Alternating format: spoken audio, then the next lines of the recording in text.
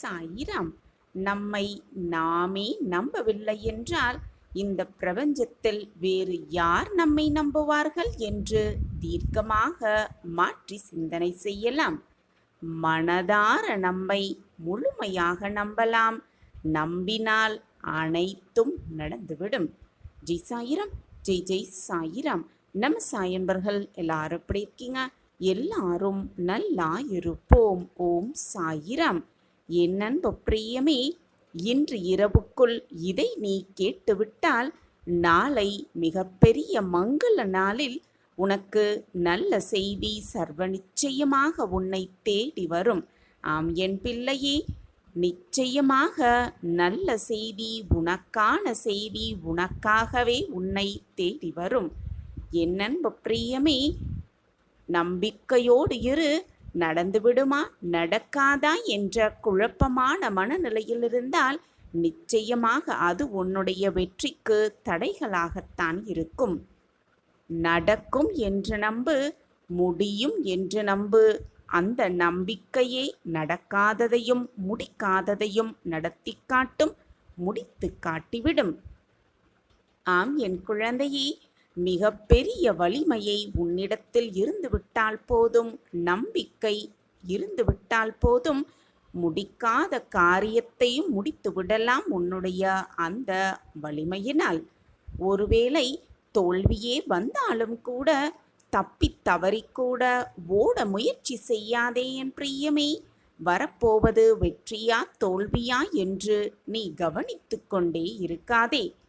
வெற்றிக்காக நீ கொடுக்க வேண்டிய உழைப்பை மட்டும் ஓய்வில்லாமல் கொடுத்து கொண்டே இரு. ஓய்வில்லாமல் கொடுத்து கொண்டே இரு. உன் உழைப்பு நிச்சயமாக வீண் போகவே போகாது. உன்னுடைய கண்களுக்கு அழகாக பட்டதையெல்லாம் தேடி தேடி ஓடிக்கொண்டிருக்காதே என் பிரியமே. எது உனக்கு நல்லதை தருகிறதோ, எது உனக்கு நன்மையாக இருக்கிறதோ, எது உனக்கு மன வலிமையை பெருக செய்யுமோ, எது ஒன்று விரிந்த அறிவை உன்னால் பெற்றுக்கொள்ள முடியுமோ, எது ஒன்று உன்னுடைய சுய வலிமையை கொண்டு நிற்க செய்யுமோ, அதை தேடி எப்பொழுதும் ஓடிக்கொண்டே இரு என் பிரியமே. மற்ற அனைத்தும் உன்னை தேடி உன் பின்னால் தானாகவே ஓடி வரும். ஆம் என் பிரியமே, நீ எதிர்கொள்வது எவ்வளவு கடினமான சூழல்கள் என்றாலும் அதை தாங்கி பிடிக்கும் மன வலிமையை வளர்த்து கொள்ள பழகிக்கொள். ஆம் என் பிரியமே, அதை தாக்கு பிடிக்கும் மன வலிமையை வளர்த்து கொள்ள பழகிக்கொள். தாக்கு பிடிப்பவர்களை இங்கு தப்பி பிழைப்பார்கள் என்பதுதான் நிதர்சனமான உண்மை. ஆம் என் பிரியமே, வெளியில் தேடுபவர்கள் எதுவுமே இல்லாமல் அலைந்து கொண்டுதான் இருக்கிறார்கள். உனக்குள் தேடுபவர்கள்தான் உலகையே வெல்வார்கள். உனக்குள் அனைத்தையும் தேடி கண்டுபிடி. உனக்கான தேடலை உன்னிலிருந்து ஆரம்பி என் பிரியமே. அதையும் உனக்காகவே தேட கற்றுக்கொள். என் அன்பு பிரியமே, உனக்குள் இருக்கும் சக்தியையும் திறமையையும் கண்டு அடைந்தால் இந்த உலகமே உனக்கு வசமாகும் என் பிரியமே. உலகமே உனக்கு வசமாகும்.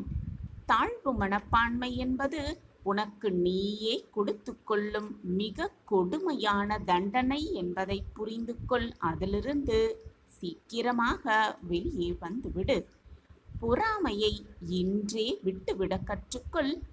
அடிமைகளின் குணமாகிய பொறாமையை நீ கைவிடாத வரை, அந்த எண்ணம் உன்னிடத்தில் இருக்கும் வரை உன்னுடைய வாழ்வில் வெற்றிகள் உன்னை கரம் பிடிப்பதில்லை என்பதை உணர கற்றுக்கொள். கரம் பிடிப்பதில்லை உன்னுடைய வெற்றிகள். ஆம் என் பிள்ளையே, மரத்தில் எத்தனை இலைகள் உதிரப் போகின்றது என்று மரம் எப்பொழுதுமே யோசிப்பதே கிடையாது. யோசனை செய்வதே இல்லை மரம். அதன் வேலை புதிய இலைகளை துளிர்க்க விடுவது மட்டும்தான். இழப்புகளை நினைத்து வருந்தாமல் இருப்பதை கொண்டு மீண்டும் உனக்கானவைகளை புதிதாக உருவாக்கிக் கொள்ள பழகிக்கொள். என் அன்பு பிரியமே, உன்னுடைய பேச்சில் உறுதியான தன்மை, செயலில் உறுதியான தன்மை, இது இருந்தாலே நிச்சயமாக உன்னால் சாதித்துவிட முடியும். ஆம் என்றியமே, நடப்பவை அனைத்தையும் கடந்து செல்ல கற்றுக்கொள். இதுவரை நடந்து முடிந்தது ஒரு சிறிய அத்தியாயம்தான். சிறிய அத்தியாயம்தான் இது நாள் வரை நடந்து முடிந்திருக்கிறது. வெறும் பக்கத்தை மட்டும் திருப்பி திருப்பி புத்தகத்தையே மூடிவிடாதே என்றியமே. மிக பிரம்மாண்டமாக காத்திருக்கிறது உன்னுடைய வாழ்க்கையில்.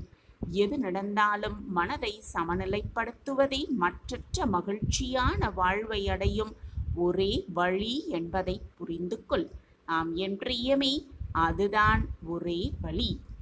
என் அன்பு பிரியமே, துக்கமில்லாத வீடுமில்லை, துயரம் கஷ்டமில்லாத மனிதனும் இல்லை. எத்தனை துன்பம் வந்தாலும் அஞ்சாமல் இரு. அப்பொழுதுதான் துயரத்தை துரத்தி மகிழ்ச்சியாக உன்னால் வாழ்ந்து காட்ட முடியும். ஆம் என் பிரியமே, வாழ்க்கையை சற்று திரும்பி பார்த்தால் தெரியும், நீ பெற்றிருக்கும் எல்லாவற்றின் பின்பும் ஏதேனும் ஒரு இழப்பு இருக்கத்தான் செய்யும் என்பதை நீ உணர்ந்து கொள்வாய். அப்பொழுது சற்று திரும்பி பார்த்தேன் பிரியமே. கடந்த காலத்தில் நடந்ததையே நினைத்து நினைத்து புலம்பி ஒரு பயனுமே இல்லை என் பிரியமே. இனி நடக்க இருப்பதை நினைத்து சிந்தித்து செயல்படுவதுதான் மிக மிக சிறந்தது. தேவையற்ற எண்ணங்களை சிந்தித்து கவலையடைவது சாத்தியமென்றால் தேவையான எண்ணங்களை சிந்தித்து மகிழ்ச்சி அடைவதும் சாத்தியம்தானே என் பிரியமே. மகிழ்ச்சி அடைவதும் சாத்தியமான ஒன்றுதான். இனி எது தேவை என்பதை நீதான் முடிவு செய்ய வேண்டும். முடிவு உன்னிடத்தில்தான் இருக்கிறது. உன்னை நீ நம்ப துவங்கிவிட்டால் நீ உலகில் வெற்றியோடு வாழ துவங்கிவிட்டாய் என்றுதான் அர்த்தம். அதுதான் பொருளாகும் உன் வாழ்வில். ஆம் என் பிரியமே, உன்னை நம்பு, மறந்தார நம்பு உன்னையே.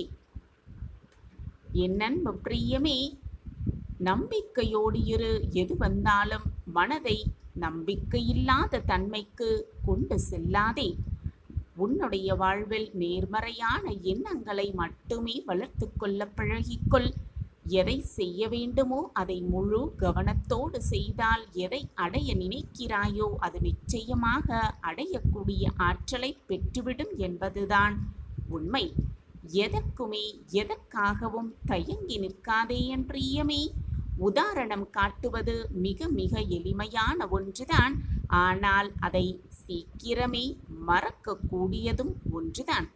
ஆம் என் பிரியமே, உதாரணத்தோடு வாழ்வது மிக மிக பெரியது.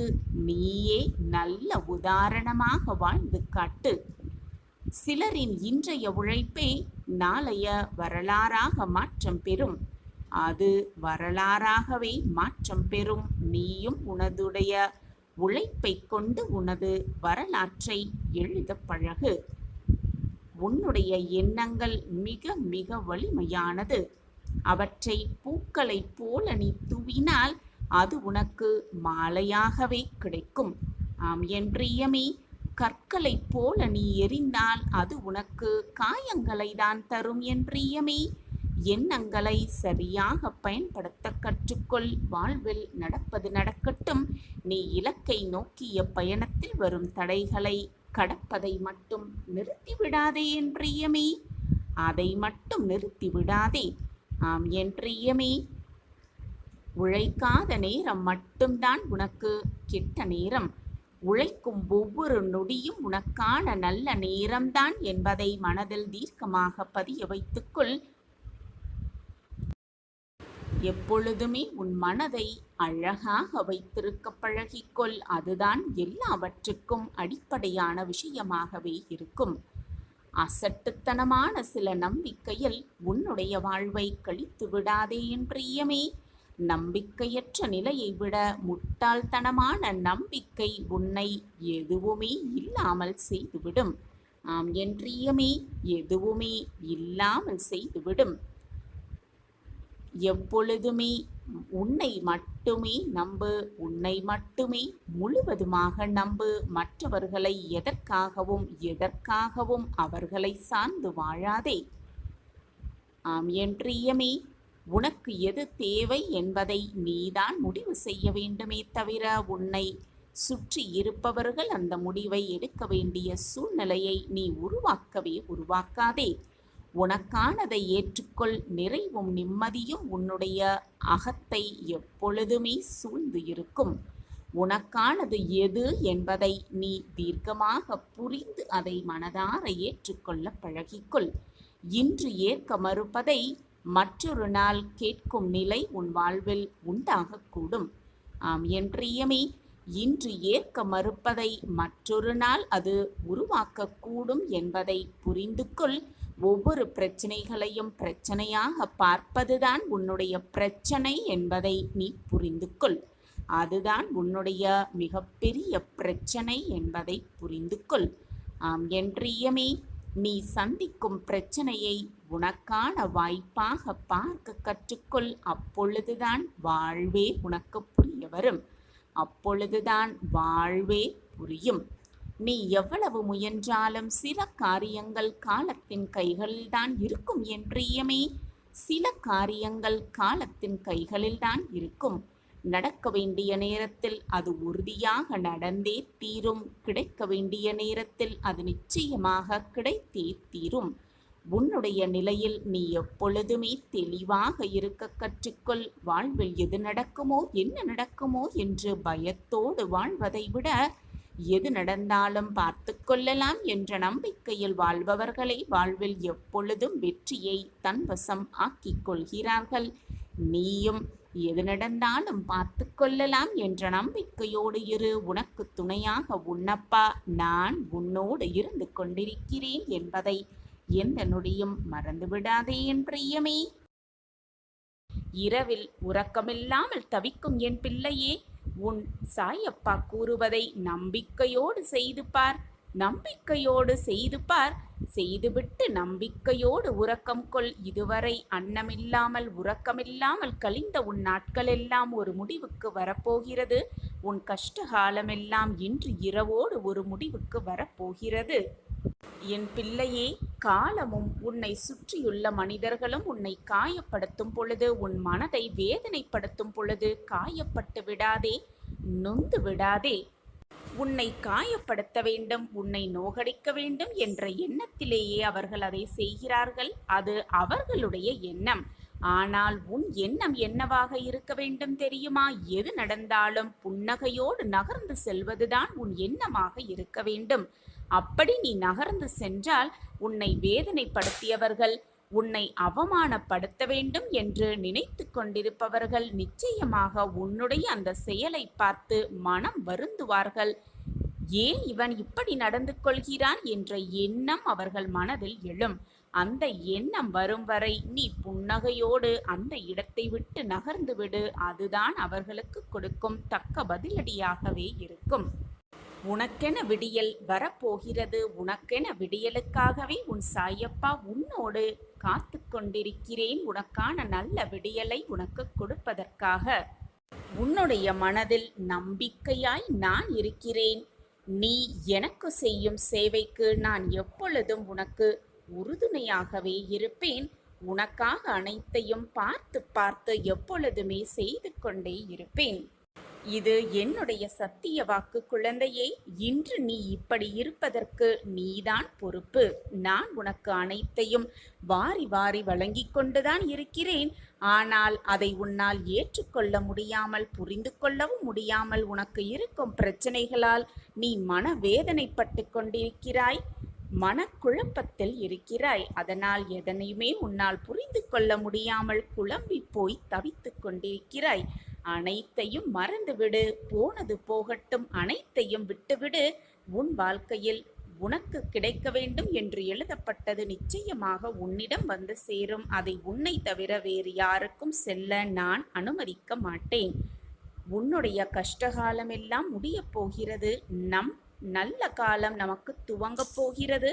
நமக்கான விடியல் நமக்கு வரப்போகிறது என்ற நம்பிக்கையோடு இதை 9 முறை சொல்லிவிட்டு நிம்மதியாக உறக்கம் கொள். நாளை விடியல் சர்வ நிச்சயமாக உனக்கானதே. சாயி சாயி என்று சொல்லுவோர்க்கு எப்பொழுதுமே துன்பங்கள் வருவதும் இல்லை, வந்த துன்பங்கள் கூட விலகி ஓடிவிடும் சாயி சாயி என்று சொல்லுவதினால். அப்படி நம்பிக்கையோடு இன்று இரவு ஓம் சாயி ஓம் சாயி என்று 9 உரை சொல்லிவிட்டு சாயப்பாவிடம் அனைத்து பிரச்சனைகளையும் ஒப்படைத்துவிட்டு அவர் காலடியில் வாழ்க்கையையே ஒப்படைத்துவிட்டு என் வாழ்க்கையை பார்த்து கொள்வது உங்கள் பொறுப்பு சாயிநாதரே என்று அனைத்தையும் ஒப்படைத்துவிட்டு உன் வேலையை செய்ய துவங்கு. உனக்கான விடியல் உனக்காகவே விடியும் நாளை. நான் உனக்காகவே அனைத்தையும் பார்த்து பார்த்து செய்வேன் என்ற நம்பிக்கையோடு இரு. சாயப்பா இருக்க உனக்கு ஏன் மனக்கவலை? மன நிம்மதியில்லாமல் தவிக்கும் என் பிள்ளைக்கு நல்ல வாக்கு நல்ல செய்தியை கூற இன்று உன்னை தேடி உன் சாயப்பா வந்திருக்கிறேன். நீ பட்ட துன்பங்கள் எல்லாம் ஒரு முடிவுக்கு வரப்போகிறது. உன் அப்பாவின் வாக்கு எப்பொழுதுமே பொய்யாகாது. உன் வாழ்க்கையில் உள்ள தடையெல்லாம் விலகி அதிர்ஷ்ட காற்றை நீ சுவாசிக்கப் போகிறாய். உன் மனதிற்கு இனியமையானவர், உன் மனதிற்கு வேண்டியவர் உன்னை நோக்கி வருவார். மனம் திருந்தி நான் அவரை வரவேற்பேன். இது நிச்சயமாக நடக்கும். உன் வாழ்வில் நல்லதை மட்டுமே நினை. நல்லது எப்பொழுதும் உன் வாழ்வில் நடக்கும்.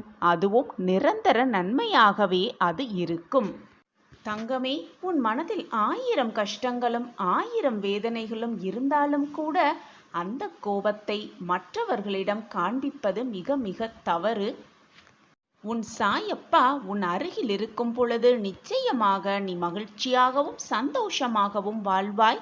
உன் வாழ்வில் உள்ள தடைகளையெல்லாம் நீக்கி உன் வாழ்வில் புதிய புதிய மாற்றங்களை நான் என் பிரியமான கண்மணிக்காக நிச்சயமாக செய்வேன். இது உன் சாயப்பா உனக்காகவே கொடுக்கும் சத்திய வாக்கு. அது இல்லாமல் பாதியிலே சென்று விட்டால் உன் பயணம் எப்படி முடிவு பெறும் வெற்றிகரமாக? கவலைப்படாதே குழந்தையே, உனக்கான மங்கள வாழ்க்கையை நான் உனக்கு தருவேன். மிகப்பெரிய உதவி ஒன்று உன் வீடு தேடி வந்து கொண்டே இருக்கிறது. இது உன் சாயப்பாவின் சத்திய வாக்கேதான். நீண்ட நாட்களுக்கு சுகமாக வாழப் போகிறாய் என் குழந்தையே. கவலைப்படாமல் இரு. நிச்சயமாக நீ புண்ணியம் பெற்ற பாக்கியம் பெற்ற என் அதிர்ஷ்டசாலி குழந்தை. கயிறு கட்டி பறவையை இழுப்பது போல உன்னை என் பக்கம் இழுத்து வைத்துள்ளேன். இனி உன் வாழ்வில் எல்லாம் சந்தோஷமாக சூழ்நிலையாக மாறும் நேரம் எல்லாம் கூடி வந்திருக்கிறது. அந்த நேரத்தில் இப்படி கவலைப்பட்டு கொண்டே உட்கார்ந்திருக்காமல் சந்தோஷ செய்தியை கேட்டு மிக ஆனந்தமாக இரு. மிகப்பெரிய உதவி உன் வீடு தேடி வந்து கொண்டே இருக்கிறது. நானும் உன் சாயப்பாவும் உன் இல்லம் தேடி வந்து கொண்டே இருக்கிறேன். இதுவரை நீ பட்டதெல்லாம் போதும், கெட்டதெல்லாம் போதும். முடிந்தது முடிந்தவையாகவே இருக்கட்டும். இனி வரப்போவதை நினைத்து பயப்படாமல் இப்பொழுது இந்த நொடி உனக்கான மகிழ்ச்சி எங்கு இருக்கிறதோ அதை சந்தோஷமாக அனுபவி.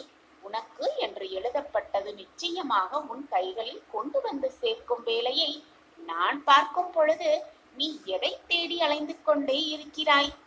இதை முழுவதுமாக கண்களை மூடிக்கொண்டு கேள். இதை கேட்கும் பொழுதே உன் உடம்பு மெய் சிலிர்க்கிறதா என்று பார். அப்படி நடந்தால் நீ விரும்பியது அனைத்து உனக்கு கிடைக்கப் போகிறது என்றுதான் அர்த்தம். இனி நடக்கப் போவதை பார்த்து நீ வியக்கத்தான் போகிறாய். எப்பொழுதுமே உன் சாயப்பா உனக்காகவே வேலை செய்து கொண்டிருப்பேன். நீ வேண்டியது அனைத்தையும் தருவேன், தந்தே தீருவேன். ஒரு முறை புராணங்களிலும் சாஸ்திரங்களிலும் தேர்ச்சி பெற்றிருந்த 4 பேர் பிரம்ம ஞானத்தை அடைவதற்காக காட்டு வழியில் சென்று கொண்டிருந்தனர். அவர்களில் 3 பிரம்மத்தை அடைவதற்கான வழிகளை குறித்து வெவ்வேறு விதமாக கருத்துக்களை கொண்டிருந்தனர்.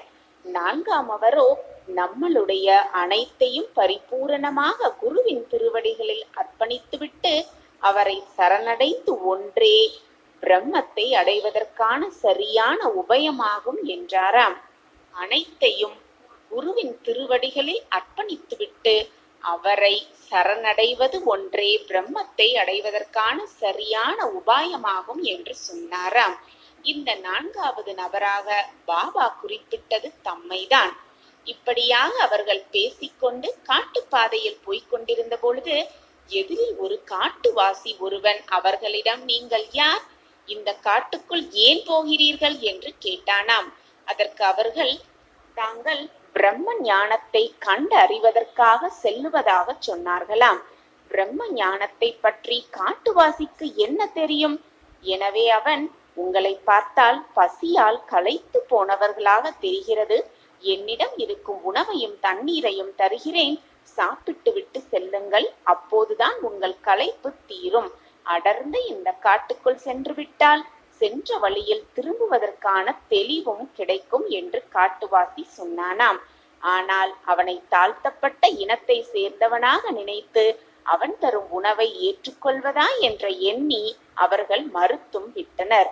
அடர்ந்து அந்த காட்டுக்குள் அலைந்து திரிந்து சோர்ந்து போன அந்த 4 பேர் எப்படியோ கஷ்டப்பட்டு வந்த வழியை தெரிந்து கொண்டு திரும்பினராம். வழியில் அதே காட்டுவாசி எதிர்பட்டானாம். நான் சொன்னதை நீங்கள் கேட்கவில்லை, அதனால்தான் உங்களுக்கு இந்த கஷ்டம். நீங்கள் செல்லும் வழியில் யாரேனும் எதிரில் வந்து உங்களுக்கு உணவும் தண்ணீரும் கொடுத்தால் இறைவனே அதை அனுப்பியதாக அர்த்தம். அதை உதாசீனப்படுத்திவிட்டு சென்றால் போகும் காரியம் நிறைவேறாது என்று கூறினானாம் காட்டுவாசி. அவன் மீண்டும் அவ்வளவு வற்புறுத்தி சொல்லியும் அதை ஏற்றுக்கொள்ளாமல் முதல் 3 பேர் தங்கள் போக்கிலேயே போய்விட்டனர். ஆனால் 4ஆமவரான பாபாவோ சாயிநாதரோ அந்த மனிதனின் பேச்சில் இருந்த உண்மையை புரிந்து கொண்டவராக அவன் அன்புடன் கொடுத்த உணவையும் தண்ணீரையும் ஏற்றுக்கொண்டு அவனுக்கு தன் நன்றிகளை தெரிவித்துவிட்டு பிரம்ம ஞானத்தை தேடி தமது பயணத்தை தொடர்ந்தனர். சற்றைக்கெல்லாம் ஒரு குருநாதர் பாபாவின் எதிரில் வந்தார். சாயிநாதரோ அவரிடம், தாங்கள் எனக்கு பிரம்ம ஞானத்தை காட்டி அருள வேண்டும் என்று வினயத்துடன் கேட்டுக்கொண்டார். அதற்கு அந்த குருநாதர் ஒன்றுமே பேசவில்லை. அப்பாவின் கால்களை நீண்ட கயிற்றின் ஒரு முனையில் கட்டிவிட்டு பாபாவை அங்கிருந்த ஒரு கிணற்றில் தலை கீழாக தொங்கவிட்டாராம். கயிற்றின் மறுமுனையை கிணற்றின் அருகில் இருந்த மரத்தில் கட்டிவிட்டார். பிறகு தன் போக்கில் சென்றும் விட்டார். கிணற்று நீருக்கும் பாபாவின் தலைக்கும் இடையில் சில அடிகளே இடைவெளி இருந்தன. சுமார் 5 மணி நேரம் பாபா அப்படியே தொங்கிக் கொண்டு இருந்தாராம். பிறகு அங்கே வந்த குருநாதர் பாபாவிடம், நீ இப்போது எப்படி இருக்கிறாய் என்று கேட்டதற்கு, நான் பேரானந்த நிலையில் திளைத்து இருக்கிறேன் என்றார் பாபா. உடனே அந்த குரு பாபாவை தம்முடைய சீடராக ஏற்றும் கொண்டாராம். குருவின் அருகில் தாம் இருந்த காலத்தை பற்றி கூறுகையில் தாம் மிகுந்த பரமானந்தத்துடன் இருந்ததாக குறிப்பிட்டிருக்கிறார் பாபா. அவர் சொன்ன இந்த கதையை ஓர் உருவக கதை என்றே கொள்ளலாம். தாமே சத்குருவாக தோன்றிய ஸ்ரீ சாயிநாதருக்கு குருநாதர் ஏது? குருநாதரின் அருமையும் அவசியமும் பற்றி, குருவின் ஆணையை ஒரு சீடன் எந்த அளவுக்கு கடைபிடிக்க வேண்டும் என்பதை பற்றியும் பாமரர்களாகிய நாமும் தெரிந்து கொள்ள வேண்டும் என்பதற்காகவே சாயிநாதர் இப்படி ஒரு உருவக கதையை கூறியிருப்பதாக கொள்ளலாம். பிரம்ம ஞானமும் பேரானந்தமுமே வடிவமான ஸ்ரீ சாயிநாதர் தம்மை முழுதும் நம்பி சரணடைந்த பக்தர்களின் குறைகளை எல்லாம் இல்லாமல் செய்து விடுவார். அவர்களை ஆனந்தத்தில் திளைக்க செய்தார். இப்படியாக ஆனந்தமாகவும் இருந்தார் சாயிநாதர். ஆனந்தத்தை வழங்குபவராகவும் இருந்தார் நம்மளுடைய சச்சிதானந்த ஸ்வரூபர். தம்மிடம் பூரண நம்பிக்கையுடனும் பக்தி செலுத்துபவர்களையும் எப்படிப்பட்ட ஆபத்திலிருந்தும் காப்பாற்றுவார் சாயிநாதர். உயிருக்கு ஆபத்தான நிலையில் இருப்பவர்களை மட்டுமல்ல, இறந்து விட்டவர்களையும் கூட அவர் உயிர்த்து எழ செய்திருக்கிறார். இப்படி பல அற்புதங்களை நிகழ்த்தும் நம் சாயிநாதர் நம் வாழ்விலும் அற்புதத்தையும் அதிசயத்தையும் நிகழ்த்துவார் என்ற நம்பிக்கையோடு இருக்கலாம். என் அன்பு பிரியமே, இப்பொழுது உனக்கு புரிகிறதா? நான் இருக்கிறேன், உனக்கு வேண்டியதை அனைத்தையும் செய்வேன், இனி உன் வாழ்வில் கஷ்டம் என்பதே இருக்காது என்று இப்பொழுது உன் மனதால் ஏற்றுக்கொள்ள முடிகிறதா? அப்படி இருந்தால் தைரியமாக இரு. இனி உன் வாழ்வில் நீ ஜெயிக்கத்தான் போகிறாய். ஜெயிப்பதற்காகவே பிறந்திருக்கிறாய். உன் தலைவிதியை மாற்றும் நான் நொடி பொழுதில் அனைத்தையும் மாற்றி காட்டுவேன். கண்ணிமைக்கும் நேரத்தில் காட்சியும் தருவேன். உன் வாழ்க்கை என்னும் விதியை மாற்றியும் காட்டுவேன் உன் சாயின். உன்னுடைய அன்பு என்பது யதார்த்தமாக மனதிலிருந்து வேறு எந்தவித எதிர்பார்ப்பும் இல்லாத ஆத்மார்த்தமான அன்பு. உன்னுடைய எண்ணம் எனக்கு நன்றாகவே தெரியும். உன்னுடைய நல்ல மனம் எனக்கு தெளிவாகவே புரியும். நானே அனைவருடைய ஆட்சியாளராக ஒவ்வொரு இருதயத்தையும் அமர்ந்திருக்கிறேன். ஒவ்வொரு இருதயத்திலும் நானே வீற்றிருக்கிறேன். நான் உன் இருதயத்தில் வீற்றிருக்கும் பொழுது உன் மனதில் என்ன ஓட்டம் ஓடுகிறது, என்ன நினைக்கிறாய், உன் வாழ்க்கையில் என்ன நடக்க வேண்டும், என்ன நிகழ்ந்தால் நீ மகிழ்வாய் என்பதை நான் பார்த்து பார்த்து யோசித்து செய்து கொண்டுதானே இருப்பேன். அதற்குள் உன் மனதில்தான் ஏன் இத்தனை போராட்டம்? இந்த உலகில் அசையும் அசையா அனைத்து ஜீவராசிகளையும் நானே அரவணைத்து கொண்டிருக்கிறேன். இந்த பிரபஞ்சம் என்னும் தோற்றத்தை கட்டுப்படுத்துபவனும் நானே. படைப்பவனாகவும் காப்பவனாகவும் அழிப்பவனாகவும் நானே சர்வாதியாக இங்கு ஷீரடியில் இருந்து கொண்டிருக்கிறேன். நான் ஒரு முறை கிடைக்கும் நடக்கும் என்று வாக்கு அளித்தால் அது சர்வ நிச்சயமாக நடந்தே தீரும். என் வாக்கு எப்பொழுதுமே பொய்யாகாது.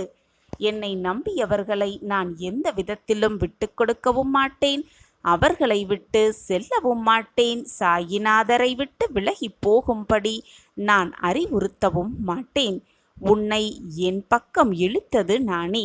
நீயாக என்னை தேடி வரவில்லை. நான் இழுத்ததால்தான் பறவையின் காலில் கயிறை கட்டி இழுப்பதைப் போல நான் உன்னை என் பக்கம் இழுத்ததால்தான் நீ இப்பொழுது என்னை தேடி வந்திருக்கிறாய். உன்னை என் பாதையில் இழுத்தது நானே. பிறகு ஏன் இந்த அழுகையும் கலக்கமும் உனக்குள்? என் பாதையில் நீ பயணிக்க வேண்டும் என்ற தருவாயிலே உனக்கான அத்தனை சோதனைகளையும் நான் செய்து கொண்டிருக்கிறேன்.